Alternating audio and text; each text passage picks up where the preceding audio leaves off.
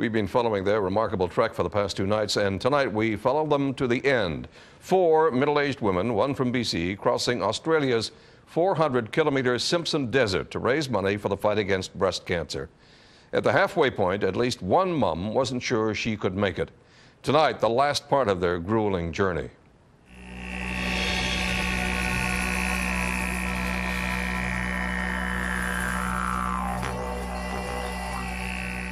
For the last 2 weeks, this group of friends, 4 middle-aged women with a connection that stretches from BC to Australia, have bonded over a common goal. They are crossing the Simpson Desert to raise money for breast cancer research. This is day 14 of 18, and the Desert Mums' journey is drawing to a close. And we've crossed the Simpson Desert legally. So legally, we've ticked a box. But first, the mums have a final sand dune to cross. It stands 40 meters above the desert and is a challenging menace for even four-wheel drives. The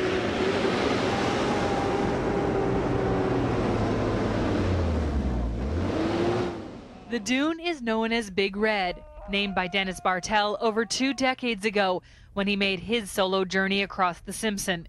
Crossing Big Red will be the final physical challenge for the Desert Mums. Can I ask you guys what you think of the Desert Mums?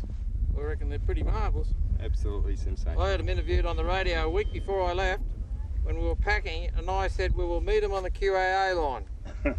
And as I said today, we met them on the QAA line. On top of Big Red, a group of four-wheel drive tourists wait to welcome the mums. A lot of four-wheel drives have more trouble than that. More reliable than four-wheel drive. Most certainly. We thought we'd show them how to do it.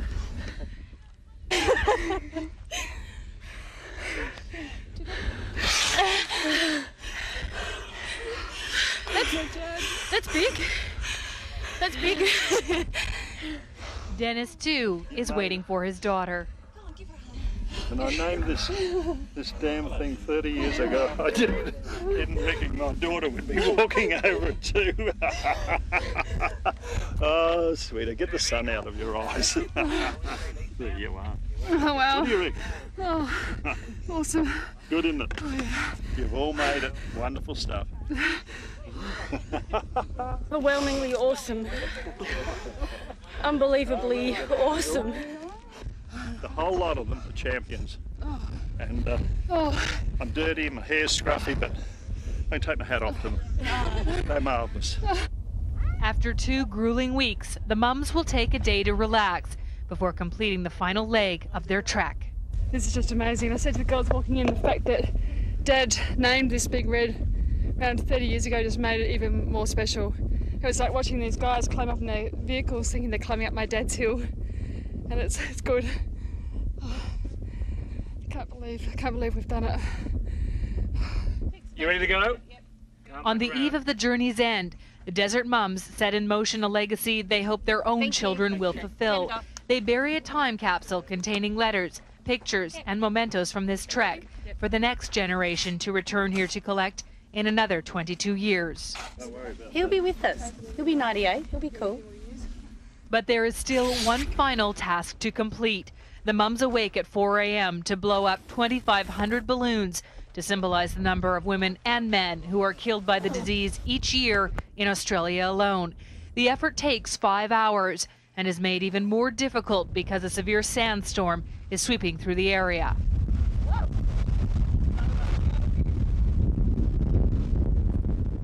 We're going to take one up at a time because it's pretty windy today. We've all got our handles.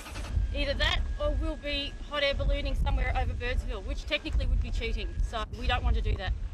With the helping hands of friends, the 2 nets, each holding hundreds of balloons, are opened, releasing into the sky the small pink and blue symbols of a person lost to breast cancer. Swiftly, each balloon is swept away by the desert wind. It is the pinnacle of the Desert Mums' quest. Yeah, a bit bittersweet.